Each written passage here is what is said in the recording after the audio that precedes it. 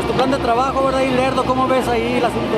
Vamos muy bien ya cerrando nosotros nuestra etapa. Hoy aquí en este Congreso Nacional de la CNC, pues siempre respaldando a nuestro líder nacional, Ismael Hernández de Heras, con un gran trabajo en todo el país, y que hoy el tiempo de los campesinos pues es la lucha permanente, y que en este Congreso para eso se realizan estas mesas de trabajo. La CNP presente. La CNC siempre va a ir de la mano con el PRI. Bueno, aquí hay regidores, presidentes municipales, diputados del campo, ¿verdad? Comprometidos. Presente el regidor de Lerdo. De que el país mejore.